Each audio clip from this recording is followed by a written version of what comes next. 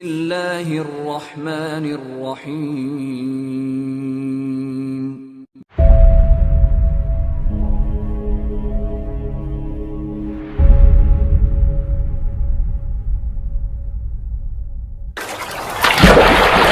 اللہ الرحمن الرحیم۔ السلام علیکم ورحمۃ اللہ وبرکاتہ۔ میں امید کرتا ہوں کہ آپ لوگ بخیر و عافیت ہوں گے۔ اللہ تعالیٰ سے دعا گو ہوں کہ وہ آپ کو دین و ایمان کے ساتھ صحیح سلامت اور حفظ و امان میں رکھے، خوش و خرم رکھے۔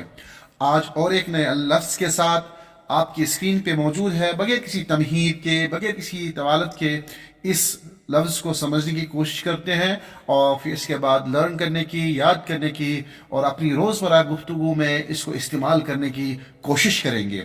لفظ ہے خزان الوقود۔ خزان الوقود فیول ٹینک کو کہتے ہیں، اور خزان الوقود کو ہم خزان البنزین بھی کہتے ہیں۔ بنزین یعنی کہ دونوں یہ لفظ مستعمل ہے، خزان الوقود بھی کہتے ہیں اور خزان البنزین بھی کہتے ہیں۔ لیکن یہاں پہ آپ ایک بات یاد رکھ لیجئے گا کہ بعض عرب دوستوں سے بات کرنے کے بعد اس لفظ کی مزید ان سے جو ہے تشریح طلب کرنے کے بعد انہوں نے کہا کہ خزان الوقود جو ہے عموماً جو ہے پیٹرول اور گیس وغیرہ پر بھی استعمال ہوتا ہے، اور کیروسین آئل جو ہوتا ہے اس کے لیے بھی استعمال ہوتا ہے۔ وقود یعنی کہ جلانے والا ایندھن جو ہوتا ہے اس تمام چیزوں کے لیے استعمال ہوتا ہے۔ لیکن پرٹیکولرلی جو بنزین جو ہے یہ پیٹرول ٹینک کے لیے، گاڑی میں جو پیٹرول اور ڈیزل کے لیے استعمال ہوتا ہے اس لیے خزان البنزین استعمال ہوتا ہے۔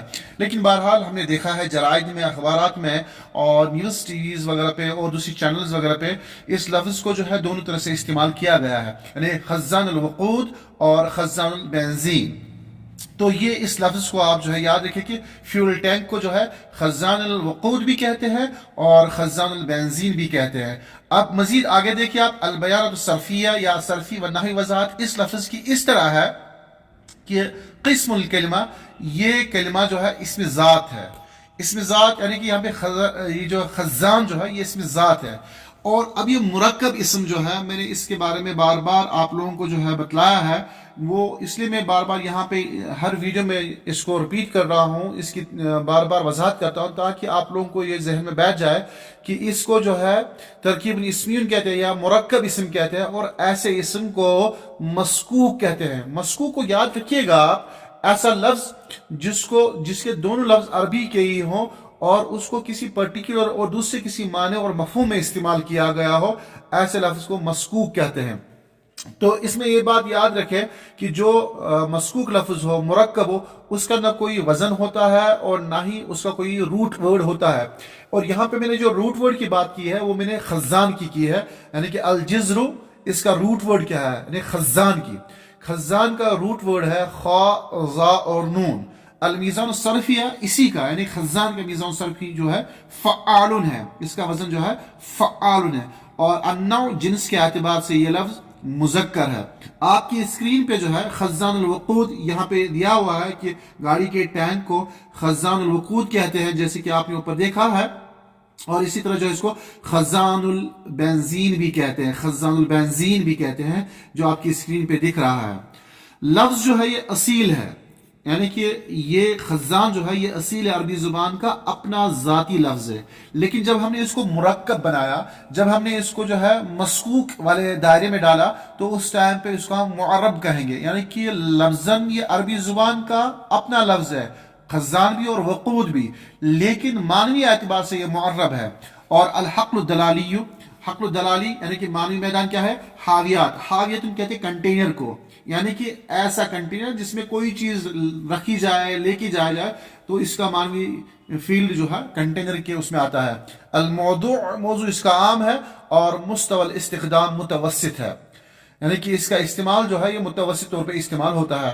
اب یہ دیکھنا ہے کیا یہ خزان جو ہے یہ لفظ عربی زبان میں بطور خاص قرآن حکیم میں استعمال ہوا ہے کہ نہیں ہوا ہے، احادیث میں استعمال ہوا ہے نہیں ہوا۔ قرآن کریم میں جہاں دیکھا جائے اس لفظ کو اسی شکل میں، اسی حیت میں، اسی اسٹرکچر میں کہیں نہیں پاتے ہیں۔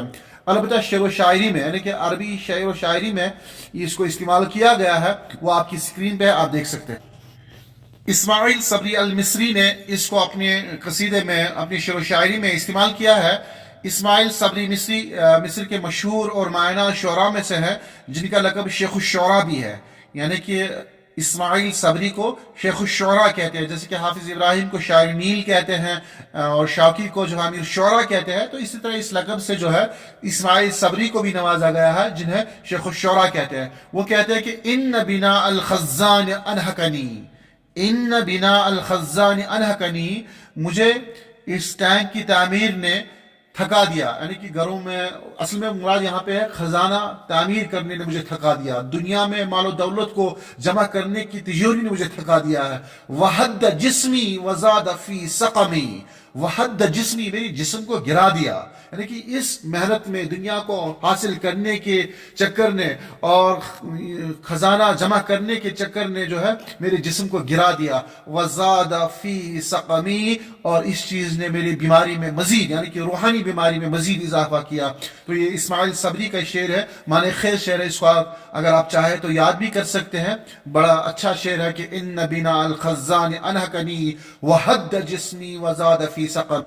امید کرتا ہوں کہ آج کا یہ لفظ آپ کے لیے مفید ثابت ہوگا، آپ اپنی روزمرہ گفتگو میں اسے استعمال کریں، اپنی گفتگو میں، اپنی تحریر میں، اپنی تقریر میں، جہاں کہیں موقع ملے تو اس لفظ کو دہرانے کی کوشش کریں، اپنے حلقے احباب میں اس لفظ کی خوب آپ جو ہے تشہیر کریں، پرچار کریں، تو اس طرح جو ہے عربی زبان کا ایک میں یہ نہیں کہوں گا ایک بہت بڑا کام ہو جائے گا، لیکن ایک سلسلہ شروع ہو جائے گا، ایک سلسلہ چل پڑے گا کہ ہم جب عربی زبان میں کسی لفظ کو دہرائیں گے، جب ہم کشمیری زبان میں ہم اردو بھی داخل کرتے ہیں، ہم انگریزی زبان کے الفاظ بھی داخل کرتے ہیں، تو کیا حرج ہے کہ ہم اس زبان میں جو ہے عربی الفاظ کو بھی داخل کریں اور اپنے دوستوں سے کہیں کہ خزان الوقود کس کو کہتے ہیں، خزان البنزین کس کو کہتے ہیں۔ تو اس طرح جو ہے دھیرے دھیرے عربی زبان کا ایک ٹیسٹ ڈیولپ ہو جائے گا، لوگوں کے اندر جو ہے آشنائی اور انسیت اس کی طرف پیدا ہو جائے گی،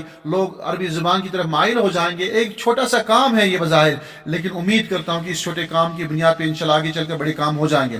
میں آپ لوگوں سے ریکویسٹ کرتا ہوں کہ اس چیز کو آپ دہرائیں اور اپنی روزمرہ گفتگو میں آپ اس کو استعمال کریں۔ شکریہ، جزاک اللہ، السلام علیکم ورحمۃ اللہ وبرکاتہ۔